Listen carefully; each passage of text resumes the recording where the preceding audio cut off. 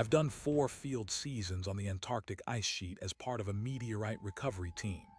My third season, we pulled a 4 kilogram chondrite out of a blue ice stranding surface. The ice above it was undisturbed and dated to over 400,000 years. When I brushed the frost off, I saw 3 parallel grooves machined into one face. Straight, uniform, 2 millimeters deep.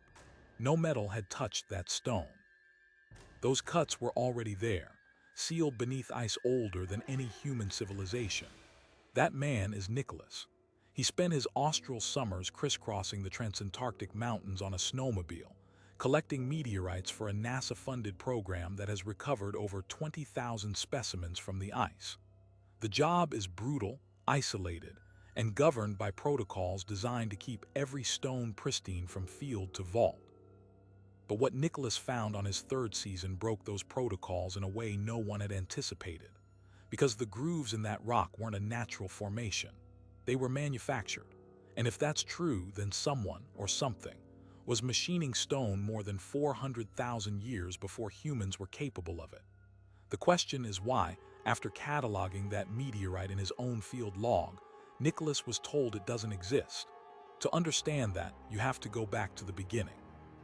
Before he became a veteran of 4 Antarctic field seasons, Nicholas was a graduate student who had never seen ice older than 100,000 years. He studied geochemistry and planetary science, the kind of person who could read the history of a solar system in a grain of olivine. When he applied for a spot on a NASA-funded meteorite recovery team, he wasn't thinking about anomalies or cover-ups. He was thinking about untouched specimens, the oldest rock in the world just sitting on top of the ice, waiting for someone to pick it up. The program is called ANSMET, the Antarctic Search for Meteorites. It's been running since 1976, and in that time, it has recovered over 22,000 meteorites from the Transantarctic mountains. The work is done in austral summer, when the sun never sets and temperatures hover around -20 degrees Fahrenheit. Teams of 6 to 8 scientists and mountaineers live in pyramid tents, ride snowmobiles across blue ice fields, and spend every waking hour searching for dark stones against an endless white landscape. The isolation is total. The nearest research station is hundreds of miles away. If something goes wrong, you are on your own.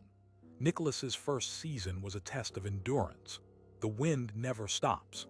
The snowmobile vibrations leave your hands numb for hours. You wear so many layers that simple movements become exhausting, and the ice itself plays tricks on your eyes. Flat light erases shadows, so you can walk right past a football-sized meteorite without seeing it. The only way to find specimens is to drive slowly in grid patterns, staring at the surface until your vision blurs. Most days, you find nothing. But then there are moments when a black rock appears, stark against the blue, and your heart stops. Those moments are why people come back. That first season, Nicholas found 12 meteorites. That's considered a good haul. Each one was photographed, assigned a field number, wrapped in Teflon bags, and stored in a frozen case. The rule was absolute. No metal tools touch the specimen. Not a knife, not a pick, not a screwdriver. The risk of contamination from a single iron filing could ruin isotopic measurements back at the lab. So you handle everything with gloved hands and plastic forceps, like a surgeon in an operating room. You document everything, because the chain of custody starts the instant you pull a rock from the ice. His second season was harder. The weather was worse, the ice fields more crevassed, and one of the team members got frostbite on his cheek after a snowmobile breakdown. But Nicholas was getting sharper. He learned to read the stranding surfaces, those upwelling zones where ancient ice sublimates away and leaves meteorites concentrated as if on a conveyor belt. He learned that the blue ice was a time machine. Cosmogenic nuclide dating can tell you how long a stone has been sitting there, exposed to cosmic rays. Some meteorites they found had fallen 400,000 years ago, carried along by glacial flow until the ice spat them out. 400,000 years. That's before Homo sapiens existed, before fire was mastered, before language probably, and the ice preserves them perfectly. Nothing touches them. By his third season, Nicholas was a field lead. He knew the routes, the dangers, the protocol by heart.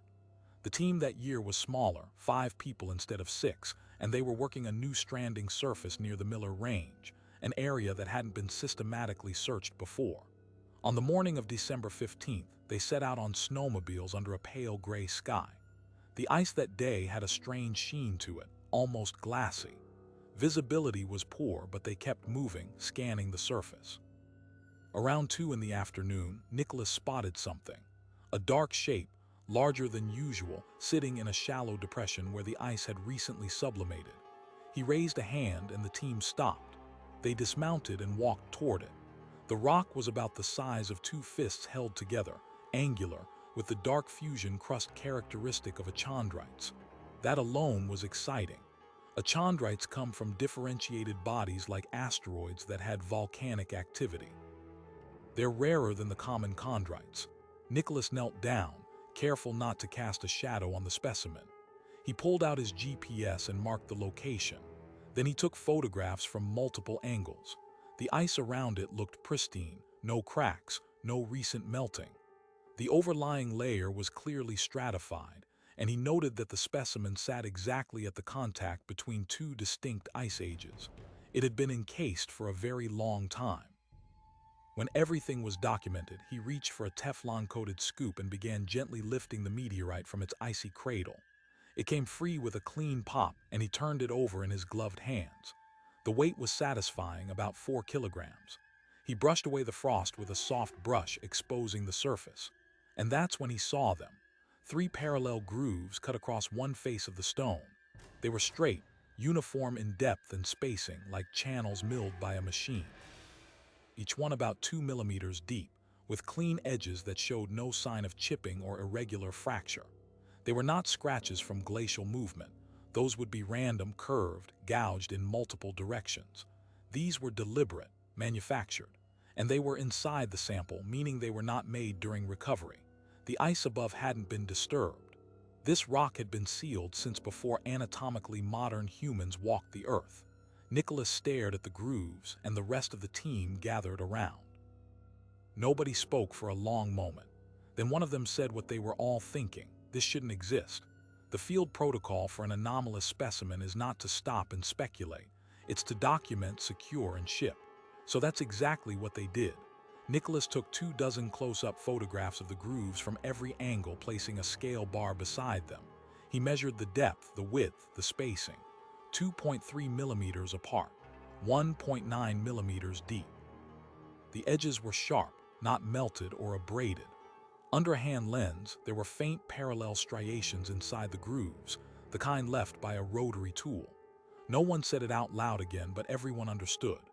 They bagged the meteorite in 3 layers of Teflon, sealed each bag with tamper-evident tape, and packed it into the frozen storage case.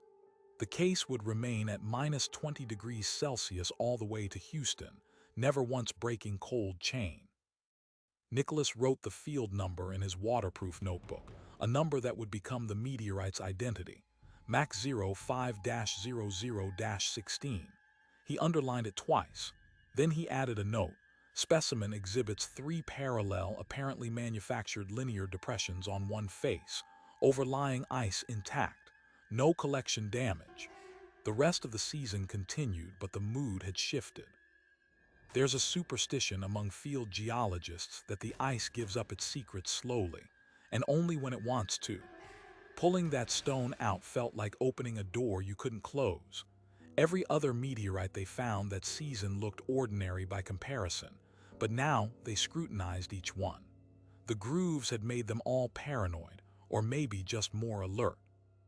On the radio at night, conversations drifted toward the same uncomfortable questions.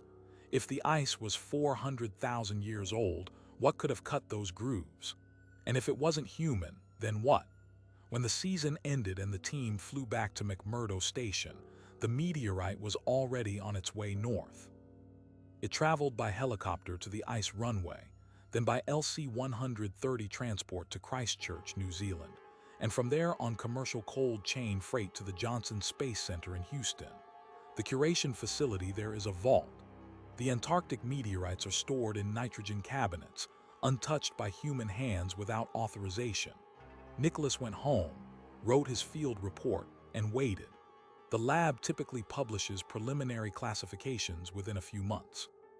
He expected a mineralogical description, maybe some curiosity about the grooves. What he got instead was silence. 6 months passed. Nicholas emailed the curation office twice, polite inquiries about the status of MAC 05-00-16. The first reply was generic, specimen is under review. The second was more pointed. This sample has been placed under restricted access pending further analysis. No public release is scheduled at this time. Restricted access. That's the phrase they use for samples that might contain something they don't want the public to see, or something they don't understand. But the tone of the email bothered him. It was clipped, almost terse, as if the question itself was unwelcome. He called the lab. The receptionist transferred him to a senior curator who listened for 5 seconds and then said, "I can't discuss that specimen," and hung up. Nicholas had been around academia long enough to know that bureaucracy can be slow and capricious. But this felt different. The curator didn't say the specimen was lost, or damaged, or still being tested. He said he couldn't discuss it, as if it were classified, as if a rock that fell from space could be a matter of national security. He decided not to push harder. He had another field season coming up, his 4th, and he would be leading a team to a new stranding surface 200 kilometers north of the Miller Range site. Maybe distance would clear his head. Maybe he'd find nothing unusual, and the whole thing would fade into a strange memory. He packed his gear and flew south again, back to the endless white, back to the ice that preserved everything. The 4th season was his most punishing yet. The stranding surface was in a wind funnel between 2 mountain ridges, and katabatic gusts hit 80 miles an hour without warning. They lost 3 days of field time huddled in tents while the storm tried to shred the fabric. When they finally got out, the ice was scoured clean in places and piled with drift in others. On the 5th day, Nicholas was working the edge of a blue ice patch when his snowmobile sputtered and died. The fuel line had frozen, a common problem but always a dangerous one. He radioed the team to say he'd be late, then walked the grid on foot, sweeping his gaze over the surface like a metronome. He almost missed it. The rock was half buried in wind-packed snow, just a sliver of dark crust showing. He knelt, brushed the snow away, and felt his stomach drop. The specimen was about the size of a grapefruit, not quite as massive as the first one, but unmistakably the same type, and a chondrite with a dark, desert-varnished fusion crust. He lifted it gently, already dreading what he might see.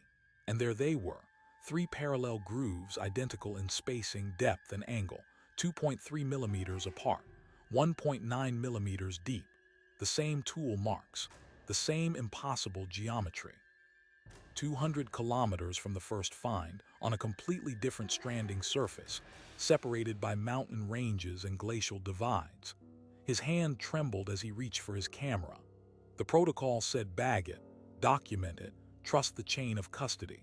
But 400,000 years of silence had just been broken twice, and the men in Houston had already told him the first one did not exist.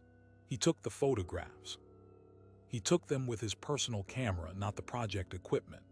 He took close-ups, context shots, his own scale bar laid across the grooves. Then he bagged the rock, wrote down the field number, MAC 07-12-04, and this time he kept a copy of his field notes in his own pocket, not just the official log, because he was beginning to understand that something in the system wanted these stones to go away. When he got back to camp that evening, he said nothing to the rest of the team about the grooves. He reported found a chondrite, no unusual features, standard collection. For the first time in 4 field seasons, Nicholas lied in his field report.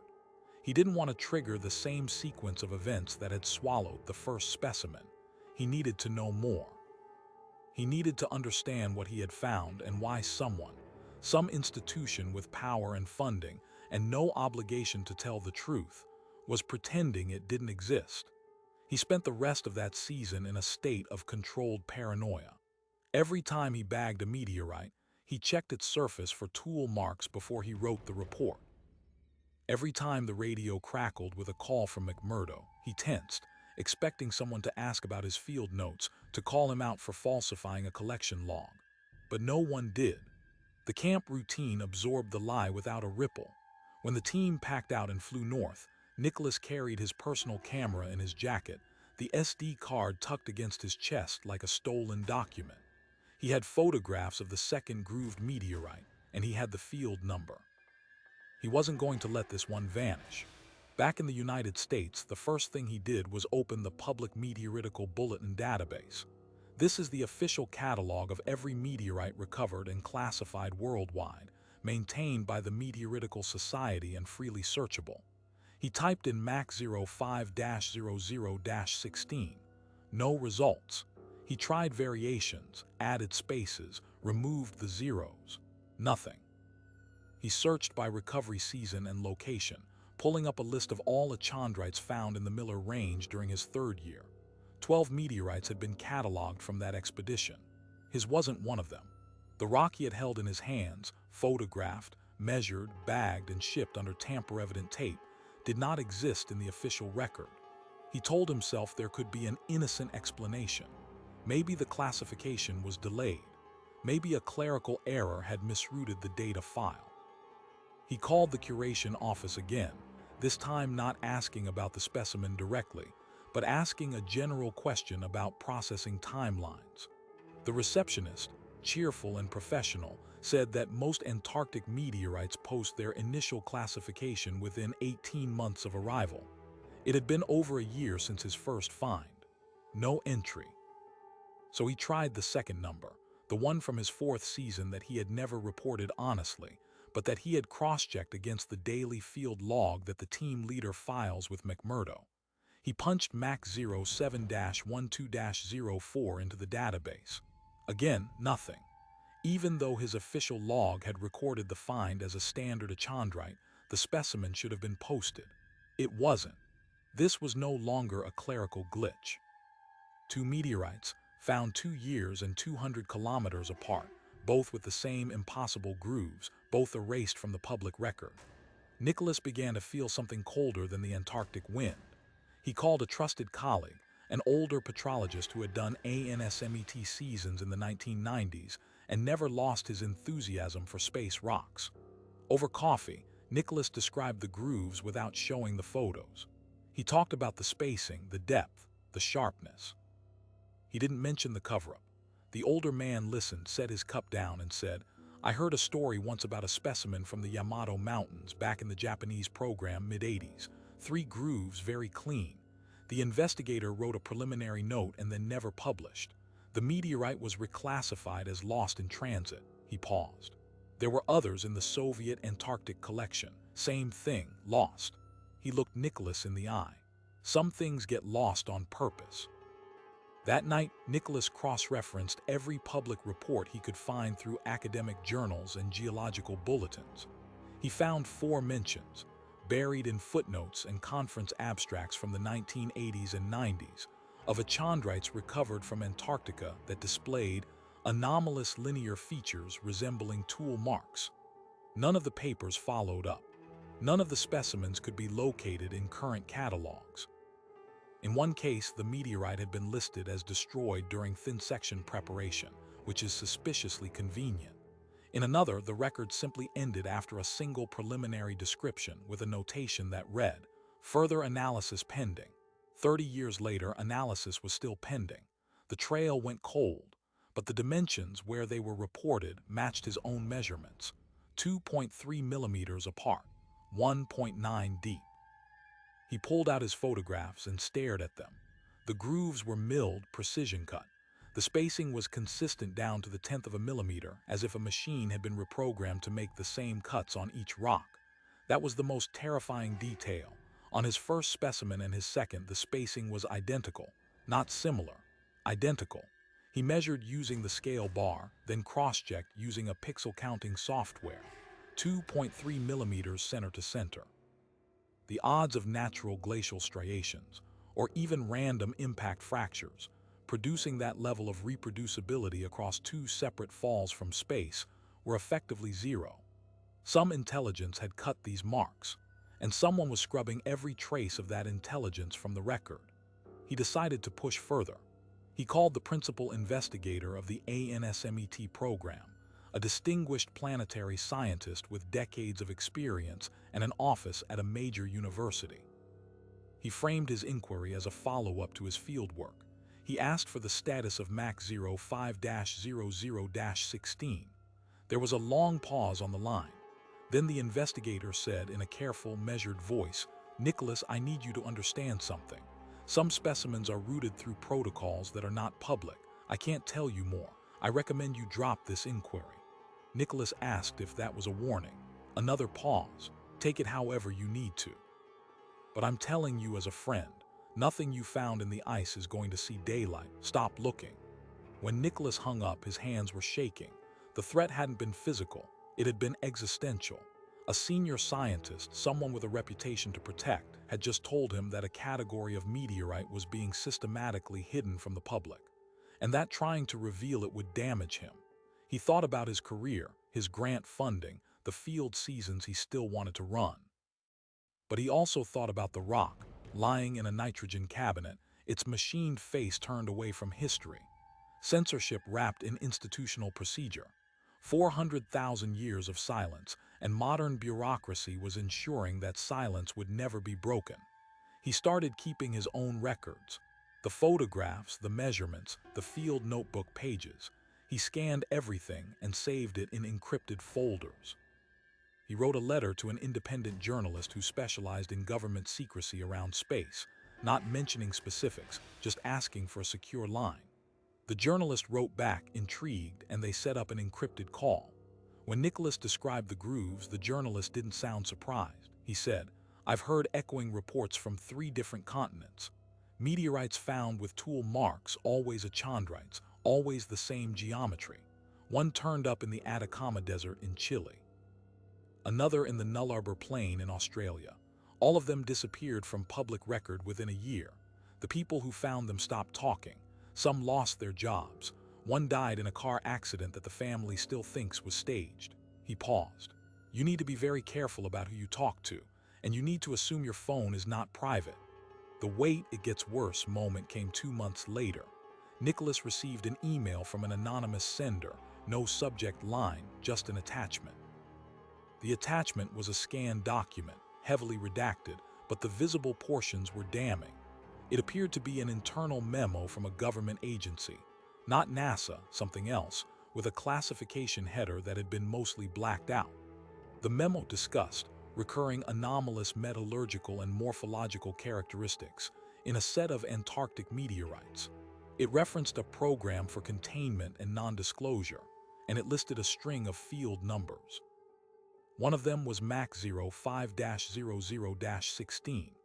Another was MAC 07-12-04. And further down, partially obscured by redaction, were numbers from the Japanese and Soviet collections. Someone inside had leaked evidence of a systematic, multinational suppression campaign spanning 40 years. Nicholas realized he was no longer a geologist pursuing a curiosity. He was an unwilling witness to something that powerful institutions wanted to stay buried. He had 2 choices: let it go and spend every future day knowing he had been silenced, or find a way to force the truth into the open. But the question that kept him awake at night was simpler than that. If they were so determined to hide the evidence, what exactly were they afraid it would prove? And the answer, shaped by every fact he had gathered, pointed to a conclusion so enormous that the human mind instinctively resisted it. Someone visited this solar system before us. They cut stones on the surface of an asteroid, and they left calling cards in the ice. The memo sat on his computer screen for 3 days. He read it until he could recite the redacted fragments from memory. Program for containment and non-disclosure. Anomalous metallurgical characteristics. A list of field numbers stretching across continents and decades. He had crossed from curiosity into something that now felt like a personal hazard. The question was no longer whether a cover-up existed. It was how deep the machinery ran, and what it would do to anyone who tried to jam the gears. He called the journalist on the encrypted line and described the document without reading it verbatim. The journalist listened, then said he had seen fragments of similar memos before. One had surfaced in 2003, attributed to a translation from Russian archives, detailing a grooved achondrite found in the Queen Maud Land region. That one was debunked publicly within 48 hours by a coalition of academic gatekeepers, and the meteorite itself was never produced. Another emerged from a whistleblower at an Australian Geological Survey in 2011, alleging that 3 anomalous Nullarbor Plain specimens had been quietly transferred to a secure U.S. facility without catalog numbers. That whistleblower lost his security clearance, his job, and eventually his marriage. These things don't just get buried, the journalist said. They get salted into the ground so nothing can grow around them. Nicholas decided he needed independent verification, something that couldn't be dismissed as a misidentified photo or a fabrication. He contacted a forensic toolmark analyst, a man who had spent 30 years matching screwdriver scratches and drill bit striations for criminal cases. He FedExed a set of high-resolution prints of the photographs, cropped to show only the grooves, no ice, no sky, no scale bar that could betray the object's origin. He asked one question: what made these marks? The analyst's report came back 3 weeks later. The grooves, he wrote, were produced by a rotary cutting tool with a carbide or diamond burr, rotating at high speed, applied with steady mechanical pressure. The internal striations were helical, consistent with a fluted end mill. The depth did not vary beyond 20 microns across the entire length of each groove. 20 microns. That's a fraction of the width of a human hair. The cut surface showed no chatter marks, no hand tremor, no deviation from a straight vector. In the analyst's professional opinion, the marks were machined, not scraped, not chipped, not abraded by ice or sand. They were cut by a tool that required power, guidance, and deliberate purpose. I've examined thousands of questioned surfaces, the analyst wrote in his summary. I've never seen anything this precise outside a CNC machining center. Nicholas now had 2 pillars: the leaked internal memo proving the institutional cover-up, and the forensic report proving the marks were manufactured. What he didn't have was the actual rock. Without the physical specimen, everything could be dismissed as a hoax. He needed to hold MAC 05-00-16 in his hands, or at least force an official acknowledgement that it existed. He filed a formal access to information request through his lawyer, seeking the full curation record for that field number. The response arrived in a thick envelope marked, "No records responsive to your request." The Meteoritical Society database still showed nothing. He then tried a back door. He asked a colleague at a different institution to request a loan of the achondrite for a cosmogenic isotope study. The loan request was denied with a single sentence: "Specimen is not available for external study." No reason, no explanation. That's when the second email arrived from the anonymous sender. It was 2 sentences: "You've been flagged, delete what you have." A third email from an address he didn't recognize came the next morning. It contained only his home address and the name of his niece. Nicholas was now in the vice. The message was clear: stop, or it won't just be your career. He spent 2 sleepless nights deciding what to do. The rational choice was to walk away. He could finish his career in comfortable anonymity, publish papers on harmless chondrite petrology, and let the ice keep its secrets. But every time he closed his eyes, he saw those grooves, perfectly straight, perfectly spaced, cut by something that had no business existing 400,000 years ago. The scientist in him couldn't unsee it. The human in him couldn't forget that the people who knew the truth were choosing to bury it. He chose to go back to the ice. He volunteered for a 5th field season, this time on a remote plateau near the Dominion Range, 300 kilometers from his previous finds. He told himself he was going to collect data for a new research proposal. That was the cover story. Inside his gear, packed in a waterproof case, he carried a private camera, a memory card preloaded with encryption software, and a small, hard-sided specimen box with its own foam lining, designed to fit in the bottom of his personal duffel bag. He was no longer just a meteorite hunter. He was an archivist of the forbidden. The season was productive in all the wrong ways. On the 9th day, working a wind-scoured patch of blue ice below a line of nunattacks, he found a third one.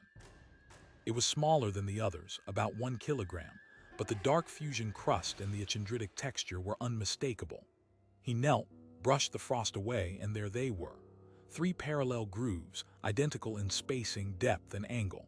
And something more. On this specimen, a 4th groove had been partially filled by the fusion crust itself. The black, glassy layer had flowed into the cut and solidified, meaning the tool marks were already present when the stone first entered Earth's atmosphere. They were not the result of terrestrial contamination. They were older than its fall to Earth. He photographed it from every angle, measured it with his own calipers, and then did something that broke every protocol and every law governing meteorite recovery. He didn't log it.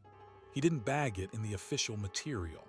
He wrapped it in his own sterile cloth, sealed it in his private box, and hid it in the lining of his sleeping bag. For the remainder of the season, he collected ordinary specimens by day, filling his official quota, and at night he lay in his tent, listening to the wind, aware that he was sleeping next to an object that could rewrite the history of intelligence in the universe. When he flew out, security at McMurdo checked the official specimen case. Everything was in order. His personal duffel passed through without a second glance. The grooved meteorite left Antarctica not in a nitrogen freezer but in a padded box inside a 20-year-old duffel bag, under a pile of long underwear and worn-out socks. It is now in a deposit box in a state he won't name, wrapped in argon-filled mylar, still cold, still waiting. Nicholas no longer submits everything he finds. He leads field seasons. He trains new team members. He follows the protocols, writes the reports, ships the ordinary chondrites to Houston. But the ones with grooves, he has found 2 more since that 5th season he keeps to himself. He has photographs, samples, forensic reports. He has a growing cache of evidence that something visited this solar system long before we climbed out of our own gravity well. And he has a quiet, patient plan. Someday, when the political climate is right, when the gatekeepers have retired, when the memo writers are no longer in a position to threaten his family, he will release everything. Every image, every measurement, every redacted document. He will force the question that no institution has been willing to answer: who was machining stone 400,000 years before we existed? And if we are not the first, then what does that mean for the future? The ice doesn't give up its secrets easily. It preserves them in crystalline silence, layer upon layer, for hundreds of thousands of years. And when it finally releases something, it doesn't announce it. A black rock slides out of a sublimating, stranding surface and waits for someone to pick it up. If Nicholas had been looking the other way that day, if the light had been different, if the snowmobile hadn't broken down, the grooves would still be buried. They'd still be waiting. The cover-up wouldn't be necessary because there would be nothing to cover. That's the terrifying fragility of the situation. Not that the truth is hidden, but that it almost wasn't found at all. And if one meteorite hunter on one ice field can stumble onto something this massive, what else is out there? How many other rocks with machined surfaces have been collected, cataloged, and quietly removed from the public record? How many field notebooks contain numbers that don't resolve to anything in any database? How many career scientists have been told, politely and firmly, to stop looking? The Antarctic ice sheet covers 5.4 million square miles. ANSMET teams have searched only a tiny fraction of it. The majority of the blue ice stranding surfaces remain unsurveyed. The majority of the meteorites that have fallen over the last few million years are still locked in the ice, inching their way toward daylight. When they emerge, what will they carry? Nicholas isn't the first person to find something the authorities didn't want found, and he won't be the last. What makes his story different is that he refused to let it go. He refused to accept that a 400,000-year-old artifact could be erased by a memo and a missing database entry. He kept the photographs. He kept the measurements. He kept one of the rocks. And somewhere in a deposit box in a state he won't name, wrapped in argon-filled mylar, a chunk of an asteroid sits waiting. It has 3 grooves cut into its surface with a precision that modern engineering would struggle to replicate. It is older than humanity. It is older than language. And it may be the most important object ever smuggled off a frozen continent in a duffel bag. The question isn't whether the truth will come out. It's who will control the narrative when it does. Will it be an institution that has already demonstrated its willingness to suppress evidence? Or will it be someone like Nicholas, who has nothing left to lose except the silence? History suggests that secrets this large eventually rupture. They leak through the cracks of bureaucracy, through a retired scientist's deathbed confession, through a whistleblower who copied the wrong file. The memos are already out there. The photographs exist. The forensic analysis is on record. The only thing missing is a public willing to believe what it's seeing. So the next time you hear about a strange rock pulled from the ice, or a meteorite with an anomalous feature that never gets a follow-up paper, remember that the silence may be the story. Remember that for every specimen that makes it into the public catalog, there are others that don't. And remember that somewhere right now, a field geologist is kneeling on blue ice, brushing frost from a dark stone and seeing something that shouldn't be there. The only question is whether they'll tell us. If stories like this matter to you, if you want to see the evidence when it finally breaks, make sure you're subscribed. Hit the bell. Don't let the algorithm bury this the way someone tried to bury those stones. Thanks for watching.